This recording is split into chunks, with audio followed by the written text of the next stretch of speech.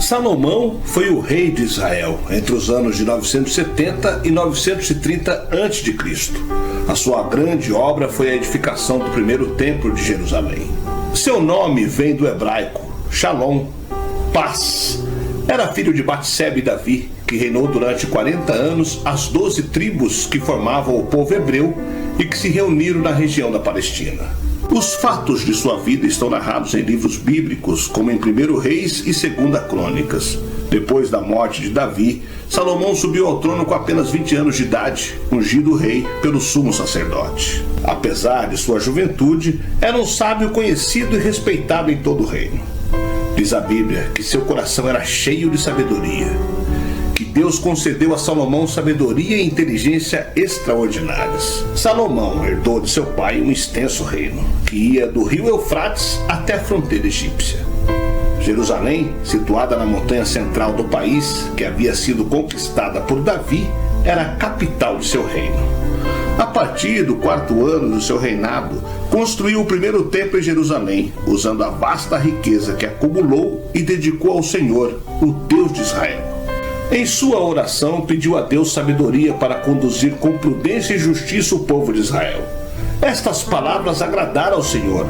Por haver Salomão pedido tal coisa, disse-lhe Deus: já que pediste esta coisa, e não pediste longevidade nem riquezas, nem a morte de teus inimigos, mas pediste entendimento para discernires o que é justo, eis que faço segundo as tuas palavras, dou-te coração sábio e inteligente, de maneira que antes de ti não houve teu igual, nem depois de ti o haverá. Vamos conhecer agora a história do rei mais sábio que houve na terra. Eu sou o Sidney Góes e você está no Placebo. Vem comigo, que no caminho eu te explico.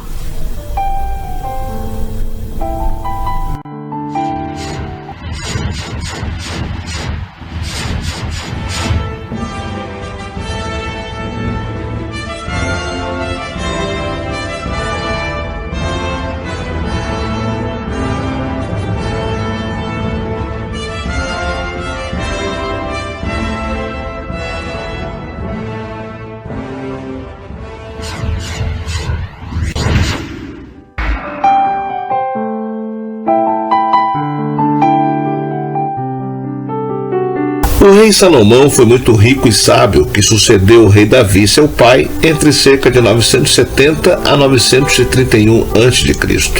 Ele foi o terceiro rei de Israel como uma monarquia unida. A partir do 4º ano do seu reinado, construiu o primeiro templo em Jerusalém, usando a vasta riqueza que acumulou e dedicou ao Senhor, o Deus de Israel. O rei Salomão foi grande em sabedoria, riqueza e poder, além de qualquer um dos reis anteriores. Mas, influenciado por suas esposas estrangeiras, desviou-se do caminho do Senhor e fez o que era mal aos olhos de Deus. Por causa dos seus pecados, o reino de Israel foi dividido durante o reinado de seu filho Roboão. Salomão nasceu em Jerusalém, foi o segundo filho do rei Davi e sua mulher Batseba, viúva de Urias o Heteu. Quando o rei Davi era velho, se sentia só. Então procuraram em todo o território de Israel uma jovem que fosse bonita, e encontraram Abisag, uma sunamita, e o levaram ao rei. A jovem, muito bonita, cuidava do rei e o servia, mas o rei não teve relações com ela. Enquanto o rei Davi estava nessa condição, começou uma movimentação para a tomada do poder. O herdeiro do rei Davi, aparente Adonias, agiu para se declarar rei, mas foi superada por Batseba e pelo profeta Natã, que convenceram o rei Davi a proclamar o rei Salomão de acordo com a promessa anterior, apesar de Salomão sendo mais jovem do que seus irmãos. O rei Salomão, como instruído por Davi, começou seu reinado com uma extensa limpeza administrativa, incluindo o chefe geral de seu pai Joabe, entre outros, e consolidou sua posição ao nomear amigos em toda a administração, inclusive em cargos religiosos, bem como em cargos cívicos e militares. O rei Salomão ampliou sua força militar, especialmente a cavalaria e carruagens.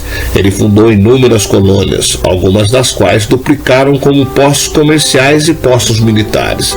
As relações comerciais eram o foco de sua administração. Em particular, ele continuou o relacionamento muito lucrativo de seu pai com o rei Fenício Irã. Eles enviaram expedições conjuntas para as terras de Tarsis e Ofir para se envolverem no comércio de produtos de luxo, importando ouro, prata, sândalo, pérolas, marfim, macacos e pavões. Salomão é famoso por sua sabedoria.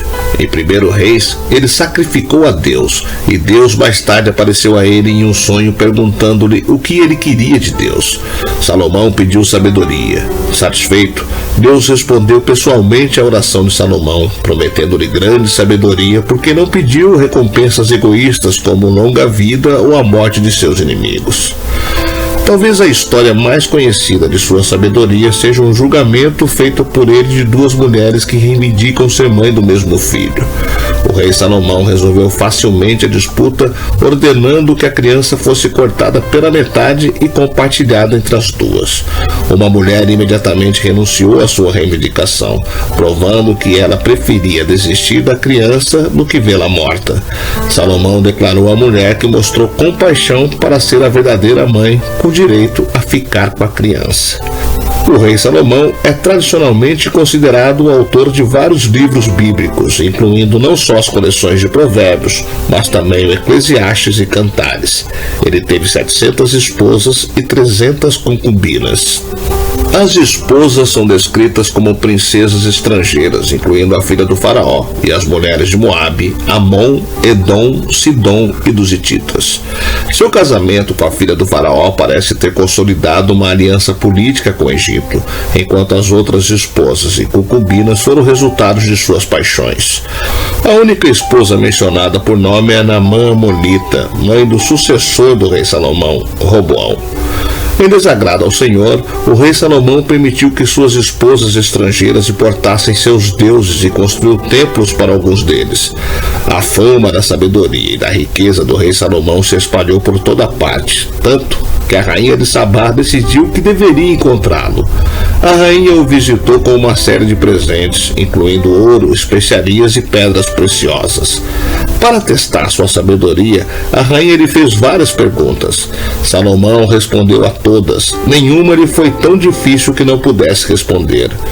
Vendo toda a sabedoria de Salomão, bem como o palácio que ele havia construído, o que era servido em sua mesa, o lugar de seus oficiais, os criados e copeiros todos uniformizados e os holocaustos que ele fazia no templo do Senhor, ela ficou impressionada.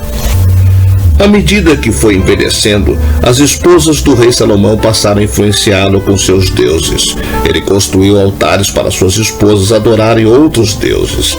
Em Deuteronômio, capítulo 17, versículos 16 e 17 diz: Esse rei, porém, não deverá adquirir muitos cavalos, nem fazer o povo voltar ao Egito para conseguir mais cavalos, pois o Senhor disse a vocês: jamais voltem por este caminho. Ele não deverá tomar para si muitas mulheres. Se o fizer, desviará o seu coração. Também não deverá acumular muita prata e muito ouro. Os pecados do rei Salomão foram em todas essas três áreas. Primeiro, o rei Salomão recolhia 13 toneladas, 666 talentos de ouro a cada ano, uma enorme quantidade de dinheiro para uma pequena nação como Israel. Segundo, ele reuniu um grande número de cavalos e carros, alguns trazidos até do Egito, ao contrário do que está escrito em Deuteronômio 17. E terceiro, finalmente, Salomão se casou com mulheres estrangeiras, e essas mulheres levaram o rei Salomão a adorar outros deuses. E por esses pecados que o Senhor castigou Salomão, removendo 10 das 12 tribos de Israel dos israelitas. Perto do fim da sua vida, Salomão foi forçado a lutar contra vários inimigos, incluindo Haddad, o Edomita, Rezon de Zobá e um de seus oficiais chamado Jeroboão, que era da tribo de Efraim. O rei Salomão foi o último governante de Israel com o Reino Unido. Ele morreu de causas naturais com cerca de 80 anos de idade. Após a morte de Salomão, seu filho Roboão assumiu o trono. No entanto, 10 das 12 tribos de Israel se recusaram a aceitá-lo como rei, dividindo a monarquia unida no reino do norte de Israel sob o reinado de Jeroboão, enquanto Roboão continuou a reinar sobre o muito menor reino do sul de Judá. Os dois reinos nunca mais foram unidos. Dessa cisão veio o enfraquecimento do povo hebreu, a perda do seu território e a dispersão do seu povo. O templo de Salomão foi destruído 5 séculos mais tarde pelos invasores babilônicos. Reconstruído, foi arrasado novamente no ano 70 da era cristã pelas legiões romanas. Dele sobrou até os nossos dias apenas uma muralha que os judeus veneram e chamam de Muro das Lamentações.